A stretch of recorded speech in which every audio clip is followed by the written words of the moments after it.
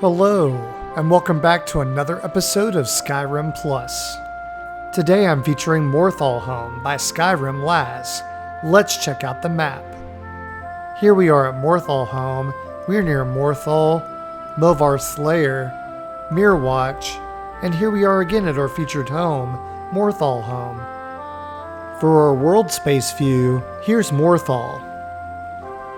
As we head to the right, there's the bridge out of town. In the distance, you can see Fort Snowhawk. Here's the sawmill, and then right on the other side of these trees is Morthal Home. Now that we know where the home's located, let's drop down and check it out. And here's our first up-close look at the home. The first thing I notice about the home is this pond out front. If you like those swans, they're from Ducks and Swans for Skyrim SE. The home itself looks like a large farmhouse. If you like those windows, they're being modified by Right and Solitude. This home costs 7,500 septims, and it's totally worth it. To the right of the stairs, you have a wood chopping block and a training dummy. And when we head up the stairs, here's the front door. The for sale board will be to the left of the front door, and you also have a table and chairs to sit out and enjoy the weather. And on the other side, you have a bench. You can see some of the grass clipping through the deck, but nothing too bad. Here are some death bells and a door to the smithing wing of the home. And then as we turn, there's that gorgeous pond again. And there are my swans. And a nice view of Morthal. Now that we've seen the outside features, let's head inside.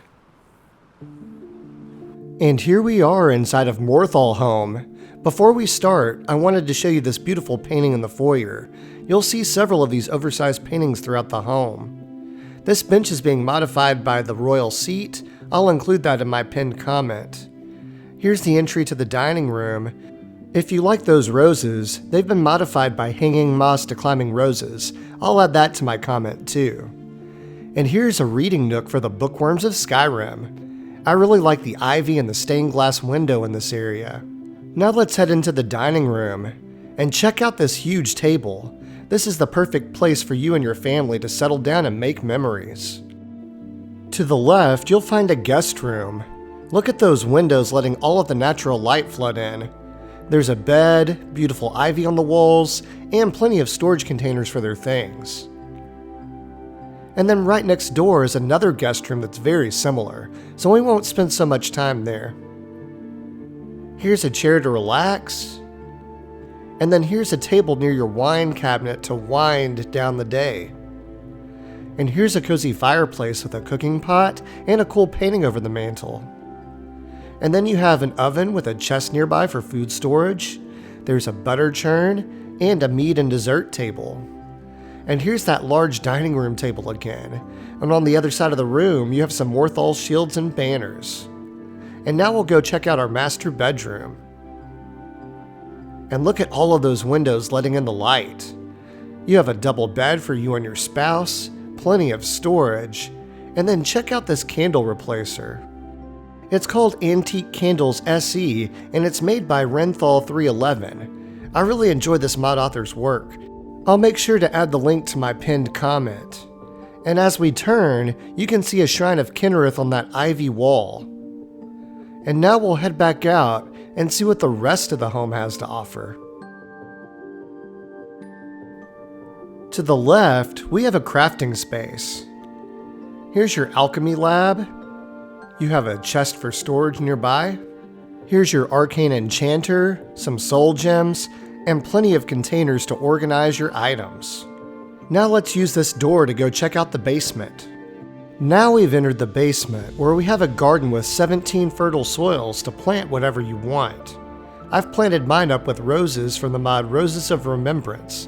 I'll add that to my pinned comment. And then we have an altar with all of the shrines to the divines, with shrines to Zenithar, Talos, Stendar, Mara, Kinnereth, Julianos, Debella, Arcane, and Akatosh. And then check out this beautiful water feature on the back wall. I love these lights that add a hint of blue to the room too. There's a lot to love about this garden space. And while we're in here, I wanted to show you that you also have a display for your insects in a jar. The display has some alchemy-themed art and a dark elf lantern, which I'm a huge fan of. And speaking of displays, here's a trophy room with tons of places to store Skyrim's collectibles. Here's Ariel's bow and shield. And as we turn, we find a spot to store the Elder Scrolls, the Black Books. There's another one of those beautiful paintings. Here's a display for your Dragon Priest masks. And here's another display for your Daedric items. That doorway leads to an armory. We'll be back there in just a moment. Here's a spot to store various treasure maps, the Mythic Dawn commentaries, and journals from the Dawnguard DLC. Here's a painting that looks like it might be from the forests in Falkreath. And here's a spot for your Dragon Claws and Paragons. There's a painting of the White River. And then you have a spot for several of the important amulets found in the game, as well as the right eye of the Falmer. So for you collectors out there, this room should scratch that itch. Now that we've seen the trophy room, let's go check out the armory. The armory provides a spot for you to display some of your favorite weapons and armor. Starting to the left, we have a weapons rack to show off some of your favorite weapons. You have some chests to organize your gear. Here are several mannequins to show off your best armor sets. And this nook in the back has some dagger display cases and some more mannequins. You have even more mannequins on this side of the room, and I'm displaying Pulcharmsolis' armor sets. I'll pin his profile in my comment. And here are some more display cases in the middle. Now that we've seen everything the basement has to offer, we're heading back to the crafting room. And from here, we're going to head out and to the left to see what the rest of the home has to offer. There's the entryway where we started the tour, and when we head through these doors, it's still open to the rest of the home. You have a bar area to entertain your friends. Here's the doorway that we just came from. There's a ladder to the loft, and then you've got a beautiful stained glass window and some more scenic paintings from the Rift and from Lake Elenalta. Now let's go down these stairs and see what's down here. If you like what you're seeing so far, don't forget to like and subscribe. Down the stairs, we have a pool. I feel like Skyrimlazz's homes have the best pools. The lighting's very pleasant, the ivy looks great, and you even have a button on this back wall that controls whether or not the NPCs auto-strip.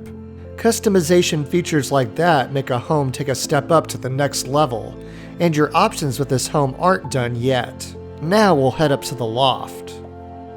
And here we are in the loft, and look at all of these bookshelves for the bookworms of Skyrim. Here's the door that took us upstairs, and here's a look at all of that potential book storage again. You also have a table to sit and read, and some bookcases that include some books already. And this next space is a customizable bedroom. By default, it's set up for 6 kids. Each kid has a bed, a chest, and a dresser. To get your kids to move here, you'll need to download the Hearthfire Multiple Adoptions mod, and then cast the Bless This Home spell in this room, and then speak with your kids about moving into your new home. But if kids aren't in the cards for you, there's a button along this wall, and it changes the kids' beds into followers' beds. The only difference is the beds are longer, so no chest between the bed and the dresser. Now that we've seen the loft space, we're going to head outside to check out this balcony. And now we're on our balcony. It has several planters that are pre-planted, so they aren't fertile soils, but you can still harvest ingredients. And here's a side view of the pond, my swans, and another view of Morthal. And here are those planters again. Towards the back, there's a table to sit out and enjoy nice weather days, but probably not nights, since you're so close to Movarth's lair and the spiders and such. Here's some more planters with even more ingredients that you can harvest. And then when we head back up the stairs, to the left we have another table and chairs. Now we'll head back inside. And now we'll go back downstairs. And now we're going to go check out this last door, to the smithing area. And here's our smithing area. It's got some beautiful ivy along the walls. You've got your tanning rack. Here's your forge and anvil. You've got some more shields and banners. There's your smelter, and it has a little vent and a chest for storage. There's the door that we entered. And then you've got your workbench and your grindstone. And there's the door to the front deck. And it looks like you have some more storage containers over here too. Now we'll head down this last set of stairs. And this is going to take us into a brewing room. So if you want some ale but don't want to go into town, you can just brew your own here. Here's a table to sit and enjoy your ale. A knapsack in case you don't think you can make it back up the stairs. There's some of your finished product on the shelf along with some cheese. And then here's your brewing equipment. And now that we've seen every area of the home, it's time for final thoughts. Morthal Home may have a simplistic name, but the home is anything but simple. It offers beds for you and your spouse, up to 6 kids, up to 9 followers. It has a cooking pot, an oven, and a butter churn for your cooking needs. You have a full smithing suite, an arcane enchanter, an alchemy lab, 17 fertile soils, all of the shrines to the divines, lots of displays for your collectibles, a large armory, a relaxing pool to wind down at the end of the day, a super long dining table, beautiful paintings, an awesome deck, and even a brewing room. If you don't mind living around a spider or two, Morthal Home could be the place for you. This concludes my feature of Morthal Home.